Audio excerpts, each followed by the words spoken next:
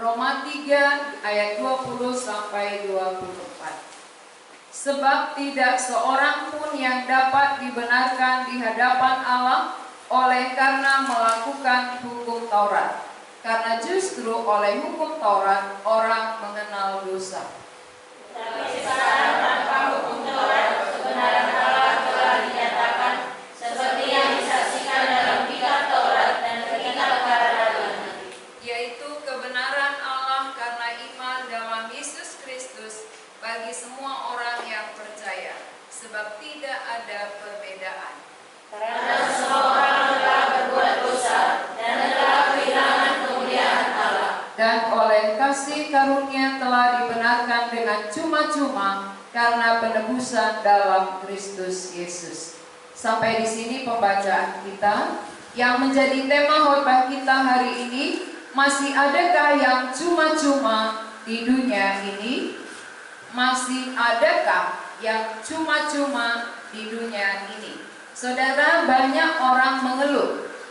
Kenapa mengeluh? Karena kemana saja kita pergi, semua harus ada bayarannya. Buang sampah, bayar. Kemudian ke kamar mandi, bayar. Lalu meninggal, kuburannya harus bayar. Jadi sepertinya kehidupan ini begitu berat. Karena terlalu banyak yang harus dibayar.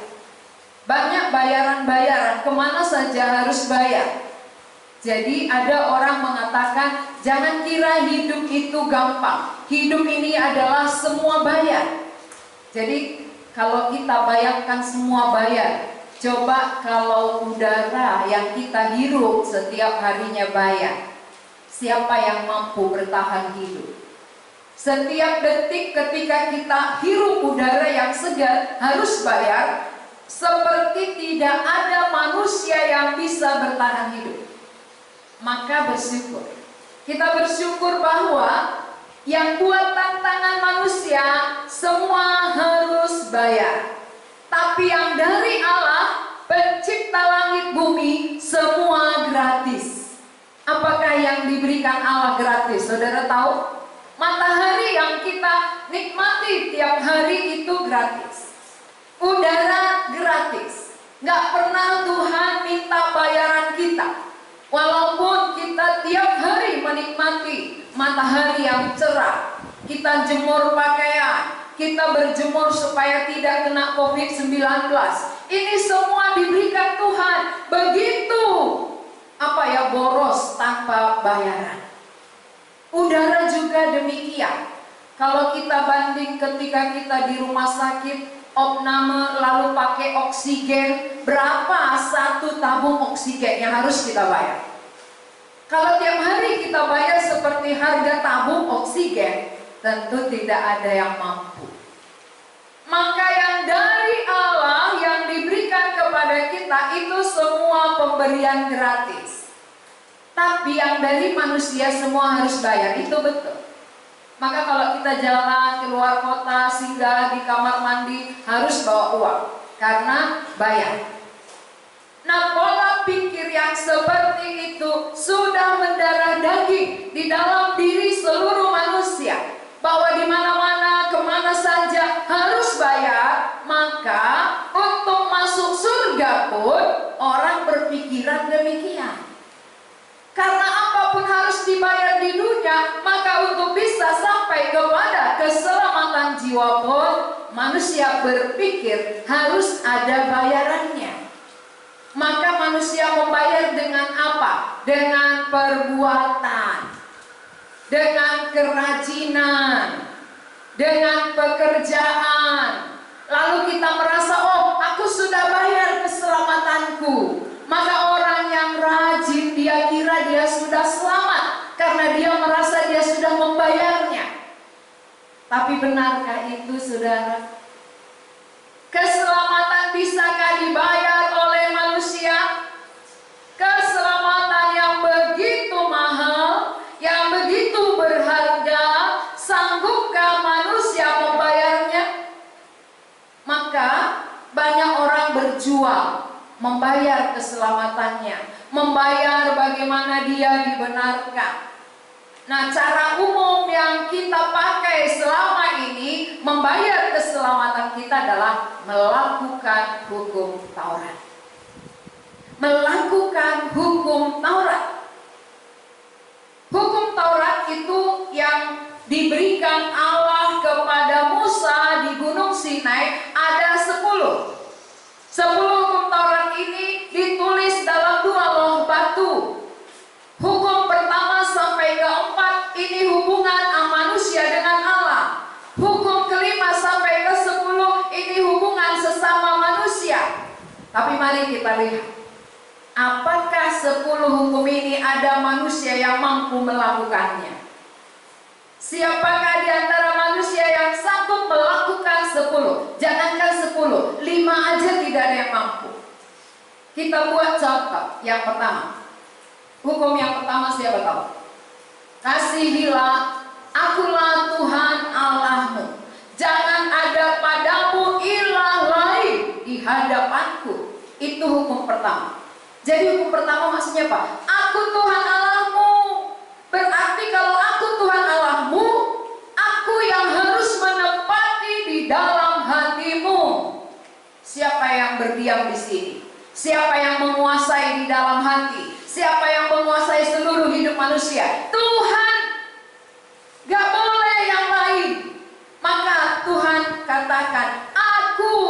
Jangan ada ilah lain di hadapanku. Posisi utama yang menempati tempat di dalam hati manusia harus Tuhan. Karena Tuhan pemilik. Lalu kita lihat, lulus enggak? Kalau yang lain kita buat menempati posisi tertinggi di dalam hati kita, itu sudah menjadi ilah lain. Nah, zaman modern ini bukan lagi ilahnya itu berhala, bukan lagi pohon-pohon besar, bukan lagi, tetapi ilahnya juga ilah zaman modern. Sesuai dengan zamannya, ilahnya pun modern. Apa contoh ilah modern? Dia menempati posisi yang tertinggi di hatinya, yang menguasai seluruh hidupnya, yang mengendalikan dia adalah alat-alat teknologi. Berarti sudah itu menjadi ilahnya. Itu menggeser posisi Allah menjadi ilah lain. Jadi ilah zaman sekarang adalah ilah modern. Anak-anak muda sampai ke orang tua, ilahnya mulai ilah-ilah zaman modern. Mari kita lihat. Oh, rupanya ilah lain itu termasuk kemana hatiku melekat, itu menjadi ilahku rupanya. Apa yang menguasai aku menjadi ilahku rupanya. Maka bukan Allah katanya ilah. Ilah itu artinya yang bukan Allah tetapi menguasai kita. Itu ilah namanya. Dia bukan Allah tetapi itu mendapat tempat yang utama di dalam diri manusia. Apalagi selain alat teknologi, pekerjaan. Siapa pekerjaannya lebih utama, lebih tinggi, menguasai kehidupannya daripada Tuhan, berarti ilahnya adalah pekerjaannya. Maka banyak di antara jemaat juga dulu ya, sebelum dia mengerti firman ini, sebelum dia menerima Allah pencipta menempati posisi di dalam hatinya, maka hari Minggu pun dia melekat ke pekerjaannya. Kenapa? Karena pekerjaan menguasai. Pekerjaan lebih tinggi kedudukan dibanding Tuhan. Ini maksudnya ilah lain. Jadi mari kita semua melihat ke dalam diri kita, ke dalam kehidupan kita, posisi apa yang tertinggi di dalam diri saya, apa yang menempati kehidupan saya, apakah pekerjaan, apakah alat-alat teknologi, dan apakah anak-anak. Ada orang tua yang menempati hatinya nomor satu itu anak. Yang penting adalah bagaimana membahagiakan anak, bagaimana membuat anak berhasil, cita-cita, semua fokus anak. Mati-matian untuk anak sampai lupa baca firman Tuhan. Sampai lupa mengutamakan Tuhan. Fokus utama sudah anak. Berarti ilahnya sudah anak. Bisa anak menjadi ilah kita, menggeser posisi Allah. Jadi banyak hal yang bisa. Atau suami. Bisa suami nomor satu di sini. Segalanya kulakukan ini adalah untuk suamiku. Segalanya kukerjakan ini adalah untuk istriku. Berarti ilahnya istrinya atau ilahnya suaminya. Jadi rupanya luar biasa ya. Sangat luas firman Tuhan ini. Firman Tuhan mengatakan jangan ada ilah lain. Kita beranggapan, oh saya tidak membuat patung saya kok untuk saya sembah. Saya tidak membuat berhala untuk saya sujud. Ternyata zaman ini bukan lagi itu menjadi ilah manusia. Tetapi ilah kita adalah ilah-ilah modern. Apa yang dimaksud ilah? Posisi yang seharusnya menempati hati manusia yang tertinggi adalah Allah. Allah harusnya berdiam, Allah harusnya menguasai, Allah harusnya tertinggi yang kita cintai. Lebih daripada yang lain. Maka kepada murid Tuhan Yesus pernah katakan, kalau engkau mengasihi ibumu, orang tuamu, anakmu, suami atau istrimu, dan dirimu sendiri lebih daripada aku, engkau tidak layak menjadi muridku. Ini sama pengertiannya bahwa orang yang percaya kepada Allah harus menempatkan Allah di dalam hatinya nomor satu. Posisi tertinggi. Tidak boleh Allah posisi terendah dalam hidup kita. Dia Tuhan. Tuhan itu artinya mengatur. Tuhan itu artinya menguasai. Bukan Tuhan diatur. Bukan Tuhan dikuasai. Bukan Tuhan yang dipimpin, kita pemimpinnya. Tuhan adalah yang memimpin, mengatur, menguasai kehidupan manusia. Kalau aku tidak menjadikan dia lagi pemimpinku, yang menguasai aku, berarti siapa yang sudah mengambil alih? Siapa yang sudah berperan di dalamnya? Maka di sini ilah lain gagal ya. Berarti kita gagal dalam hukum pertama saja kita sudah gagal. Jangan ada ilah lain di hadapanku. Artinya sebelum kita menjadikan Tuhan mengambil posisi tertinggi dalam hidup kita, kita masih mengilahkan yang lain. Gagal. Itu dari hukum pertama. Lalu sesama manusia, kita melihat hukum yang menata hubungan sesama manusia. Misalnya hukum terakhir. Kita buat contoh hukum terakhir. Jangan mengingini kepunyaan orang lain. Jangan mengingini milik orang lain. Sering sekali mengapa terjadi perselingkuhan? Kenapa terjadi perzinahan? Ini karena mengingini. Karena mengingini milik orang lain. Istri orang lain lebih cantik, sehingga suami-suami mengingininya. Suami orang lain lebih ganteng, sehingga istri-istri mengingininya. Ini adalah melanggar hukum ke-10. Jadi mengingini itu dosa. Adakah hati kita tidak mengingini? Mengingini artinya yang bukan milik kita, milik orang lain. Mengingini pacar orang lain. Kenapa enggak seperti dia pacarku ya? Bagaimana caranya supaya pacarnya itu jadi pacarku? Maka dia rayu-rayu, dia buat PDKT, ya, dia lemah lembut supaya pacar orang sama dia. Ini mengingini, melanggar hukum ke-10. Maka bapak-bapak yang mendengar ini bertobat. Siapa yang melihat istri orang lain, siapa yang mengingininya, atau siapa yang mengharapkan pacar yang lain, itu melanggar hukum ke-10. Kalau ada istrimu, itulah milikmu. Kalau ada suamimu, itulah milikmu. Yang lain bukan milikmu, jangan mengingininya. Siapa yang mengingini berarti sudah melanggar hukum ke-10. Nah, kita ambil satu dari hukum pertama, satu dari hukum ke-10. 2 hukum aja sudah gagal. 2 hukum ini aja gagal, apalagi ke-10. Maka saudara-saudara, tak ada yang mampu.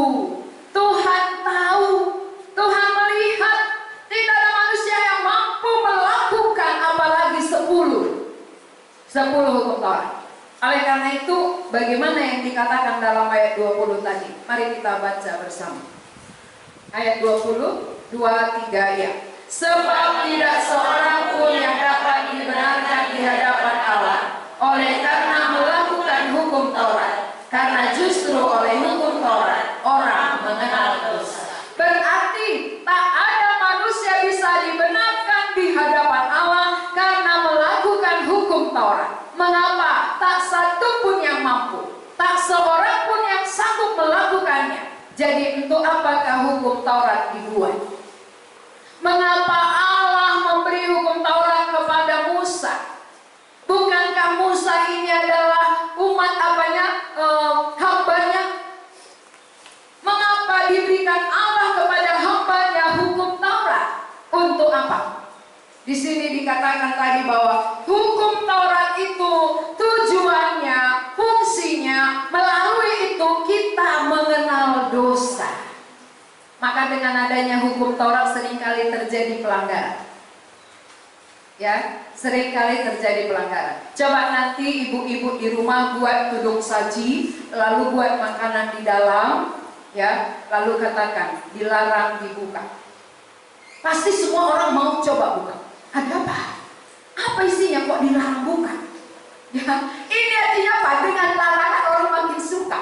Ya, semakin ada larangan, semakin banyak melanggarnya.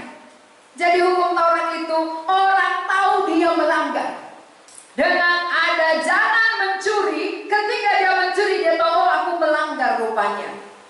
Maka bukan membenarkan, tapi membuat kita tahu siapa kita, menyadari kita tidak mampu untuk melakukan hukum Taurat.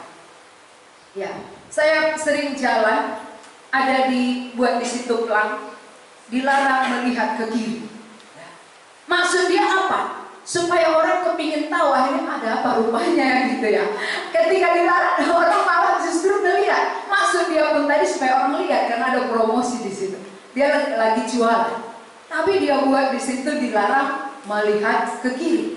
Orang kepingin tahu ada apa di kiri. Inilah hukum Taurat. Maka dengan ada hukum Taurat, orang semakin melanggar. Ingat ya waktu Tuhan berfirman kepada Adam dan Hawa, semua boleh kau makan buah ini, tapi buah pengetahuan tentang yang baik dan yang jahat jangan kau makan. Kalau kau makan kau pasti mati. Apa respon Adam dan Hawa? Melirik dulu, kenapa dilarang ya? Kan gitu ya. Mau tahu ada apa kok Tuhan larang? Apa rahasianya? Sehingga dia lirik-lirik, melalui lirikan itulah menarik hati. Iya. Maka kalau iklan-iklan sering dibuat itu, entah jual apapun dia, iklannya itu cewek cantik. Lucu ya? Apa penjualannya? Jual mobil misalnya. Kenapa mobil ternyata laki-laki ganteng? Ini di situ dibuat wanita cantik. Kenapa? Karena yang beli mobil nanti laki-laki. Jadi mata laki-laki selalu melirik cewek cantik sehingga laku mobilnya. Ini dia. Jadi begitu tergiurnya manusia dengan larangan-larangan tadi. Larangan membuat manusia tergoda, mata menarik, ya menarik hati. Untuk apa? Bertindak. Dari mata turun ke hati, dari hati melakukan, kan gitu ya. Maka orang yang jatuh cinta kan gitu. Dia lihat siapa gadis yang cantik di gereja ini ya, kan gitu. Maka ada anak wajar kalau dia mau cari jodoh ke gereja dia. Jadi ke gereja dia bukan dengar khotbah, tapi dia lirik-lirik. Waktu dia lirik-lirik nampak, oh baru nanti pulang gereja mana nomor WA-nya gitu ya. Nah berarti tujuannya ke gereja bukan beribadah. tapi cari jodoh. Lewat mata, turun ke hati, dari hati mengambil. Ya, itulah dosa. Dosa perzinahan sering terjadi di sini. Dari mata laki-laki, laki-laki ini dosanya di matanya. Ya, makanya mata laki-laki gak usah dilihat, itu berdosa. Ya, matanya ya, dari matanya sering dia jatuh, ya melirik cewek, akhirnya tergoda. Kalau wanita bukan dari pandangan mata, tapi dari kuping. Nah, makanya kalau cewek-cewek jatuhnya ketika dirayu laki-laki. Kaulah wanita yang paling cantik. Wah, dia kira benar itu, padahal gombal. Ketika laki-laki katakan kau tercantik sedunia, oh dia nggak tahu diri lagi, nanti dia bermakeup terus ini. Nah ini namanya rayuan gombal kepada wanita melalui kupingnya, kepada laki-laki itu melalui matanya. Ya, maka iklan-iklan itu dibuat supaya merayu laki-laki, agar laki-laki tergoda. Sehingga laki-laki yang hidup belang sering tergoda kalau wanita celananya pendek-pendek, langsung tergoda dia. Maka hati-hati, kalau orang yang beriman janganlah celana pendek-pendek ya. Sebagai orang percaya jagalah sopan, jangan memancing. Kita harus menjaga bagaimana kita sopan beribadah. Ya, saudara-saudara, jadi untuk apa hukum Taurat dibuat? Melalui hukum Taurat kita mengenal dosa. Jangan mencuri, wah kepingin sekali. Jangan mengingini, ingin. Dengan adanya itu kita justru mau melakukannya, mau melanggarnya.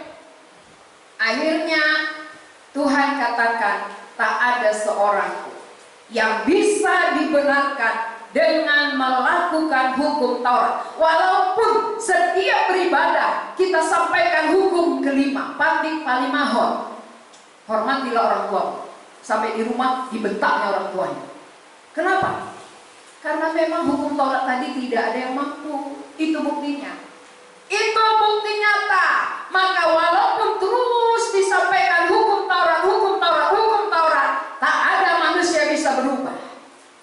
Karena tidak ada yang mampu melakukannya. Itu hukum Taurat adalah dari usaha manusia kepada Allah. Kerja keras manusia mencapai Allah tidak akan pernah sampai.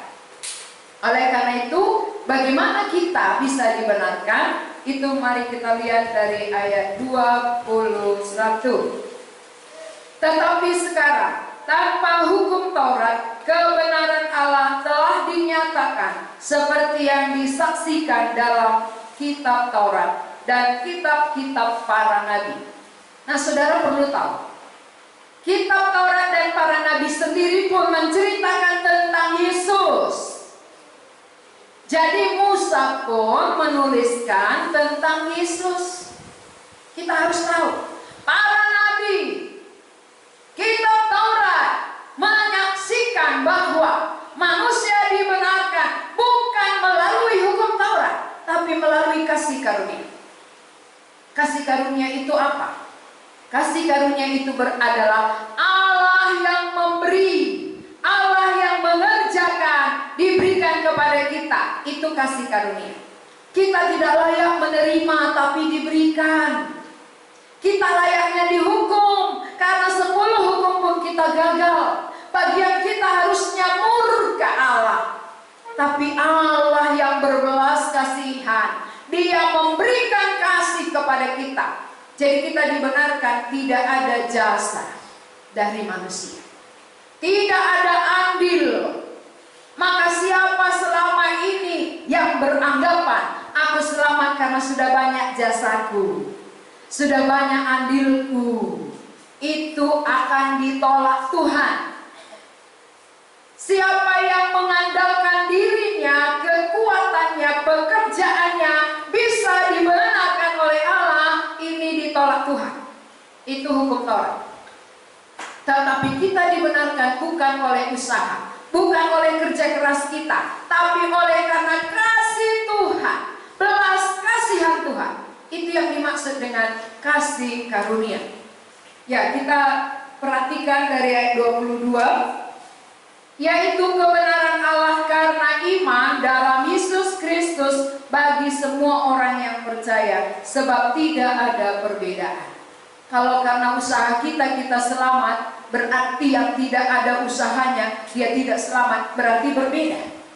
Di sini dikatakan tidak ada perbedaan.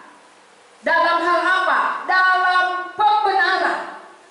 Tidak ada perbedaan satu dengan yang lain. Dalam manusia dibenarkan hanya melalui Allah, bukan melalui cara kita. Kalau cara kita tentu banyak kali perbedaan-perbedaan. Tapi kalau cara Allah tidak banyak pilihan, hanya satu. Apakah yang satu itu? Dari ayat 24. Dan oleh kasih karunia telah dibenarkan dengan cuma-cuma karena penebusan dalam Kristus Yesus. Saudara tahu apa maksudnya cuma-cuma di sini? Karena kasih karunia dibenarkan dengan cuma-cuma, tanpa bayaran, gratis. Kalau sudah kita menganggap dengan usahaku, perbuatanku, pekerjaanku, aku kan sudah lama melayani, ini berarti bukan lagi kasih karunia. Itu berarti sudah perbuatan. Manusia dibenarkan bukan oleh perbuatannya, tapi kasih karunia artinya Allah itu berbelas kasihan, Dia berikan kepada kita, maka itu yang membenarkan. Dengan cuma-cuma. Lalu kita bertanya, kok bisa cuma-cuma? Apakah keselamatan, apakah pembenaran itu tidak mahal? Kenapa ke kamar mandi aja bayar? Mengapa kuburan aja bayar? Ini ke sorga kok bisa cuma-cuma? Apakah ke sorga itu murahan? Bukan. Ke sorga itu terlalu mahal. Tak ada satu orang pun yang sanggup membayar. Tidak seorang manusia pun yang dapat membayar dia bisa ke sorga. Maka Allah berbelas kasihan, Dia beri cuma-cuma. Dia beri gratis. Jadi cuma-cuma artinya bukan karena murahan. Cuma-cuma itu karena terlalu mahal. Terlalu mahal harganya, tak ada yang sanggup membayarnya. Kalau ke kamar mandi kita masih bisa bayar, kalau kuburan masih kita bisa beli. Tapi untuk ke sorga, bagaimanapun kayanya seseorang, sorga pembenaran tak bisa dibeli dengan uang, tak bisa dibeli dengan pekerjaan kita, tak bisa dibayar dengan apapun. Maka yang bisa membenarkan manusia adalah dari pihak Allah, dan itu cuma-cuma, gratis. Saya buat ilustrasi begini. Anak kita ketika dia selesai makan, kita masak tadi masakannya enak, lalu kita suruh dia makan. Begitu selesai makan, apakah kita langsung ambil pulpen lalu tulis ini sekian bayaranmu? Atau anak selesai makan pergi, gak bayar apa-apa? Dia gak bayar, padahal makanan itu mahal. Makanan yang kita beli tadi mahal karena enak. Tapi mengapa anak tidak bayar apa-apa? Karena orang tuanya sudah membayar terlebih dahulu. Orang tua sudah beli terlebih dahulu, lalu dimasakkan untuk anaknya, anaknya disajikan, tinggal menikmati. Keselamatan pun demikian, mahal luar biasa, tetapi ada yang mengerjakannya. Maka ayat 24 dikatakan cuma-cuma, karena itu perlu digarisbawahi. Mengapa keselamatan cuma-cuma? Karena penebusan dalam Kristus Yesus. Berarti ada yang sudah mengerjakan untuk kita. Keselamatan yang mahal itu, keselamatan yang sangat berharga, sudah ada yang mengerjakannya. Maka selesai dia kerjakan di kayu salib, dia sajikan kepada semua orang. maka semua orang yang menerima sajiannya, dia menikmati dan dia dibenarkan. Jadi kalau saudara membuat sajian sendiri, saudara harus bayar. Itu bukan kasih karunia namanya. Tapi yang namanya kasih karunia, Allah itu sendiri yang mengerjakannya. Dia telah menebus terlebih dahulu di kayu salib, lalu diberikan kepada kita. Maka siapa yang menerima ini, dia dibenarkan secara cuma-cuma. Jadi siapa yang belum mengerti arti cuma-cuma, ingatlah waktu kita masak, waktu kita menyajikan makanan, anak kita nggak pernah bayar kepada kita. Dia tinggal makan, dia tinggal menikmati. Makan dia kenyang.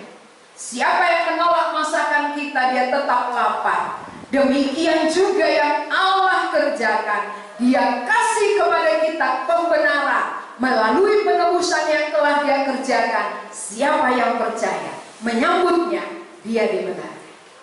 Berarti itu bukan usaha kita, bukan kerja keras kita. Kalau ada anak-anak bilang gini kepada teman-temannya, teman, saya sudah kenyang.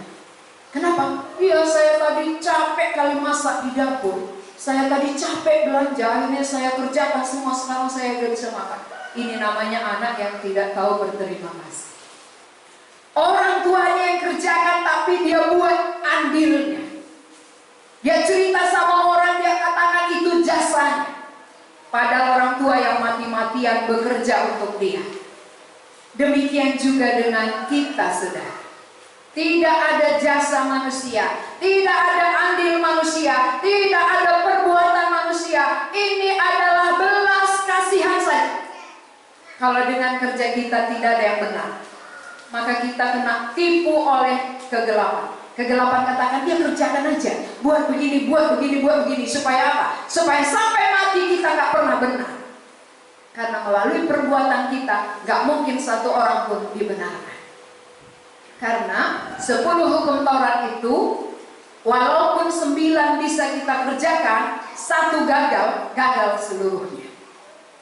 Itu tandanya, itu artinya tidak ada satu manusia pun yang bisa dibenarkan karena dia melakukan hukum Taurat.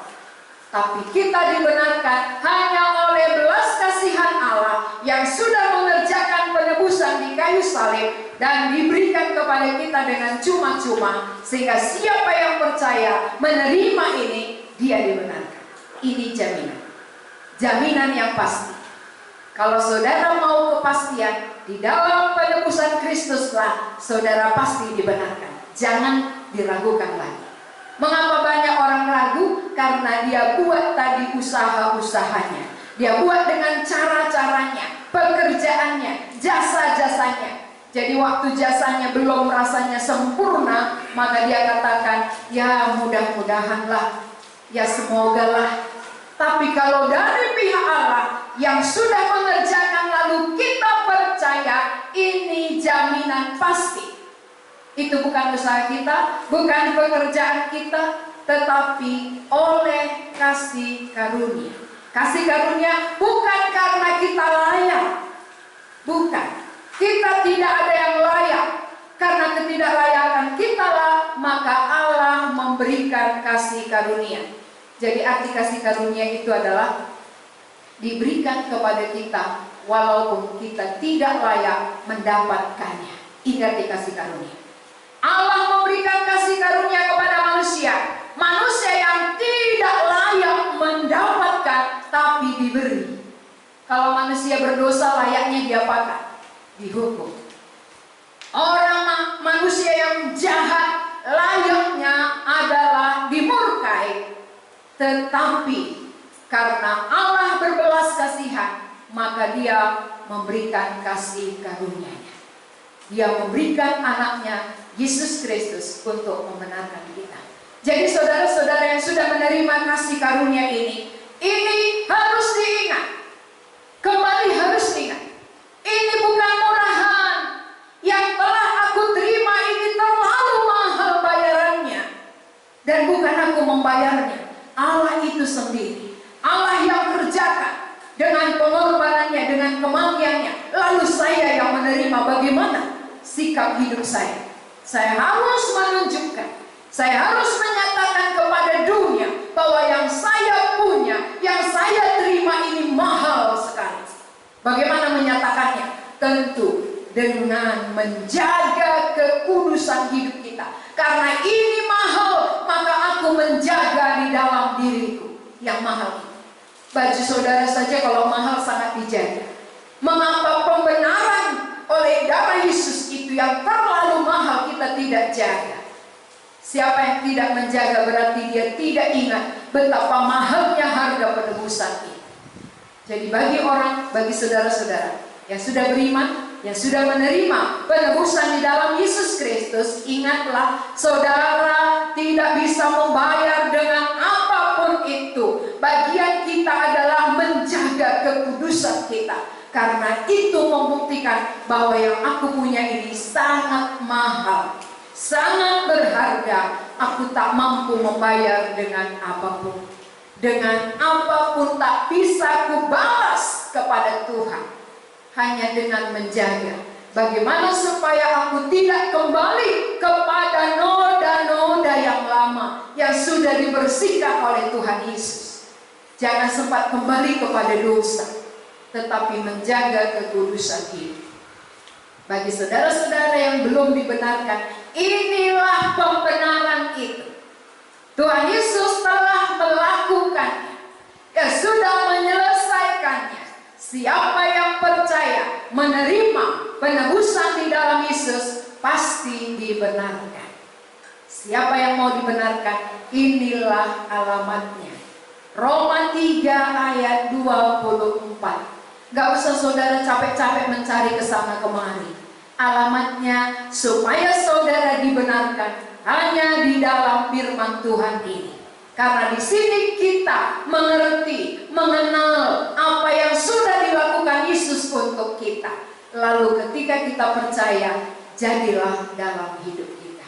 Mari kita berdoa.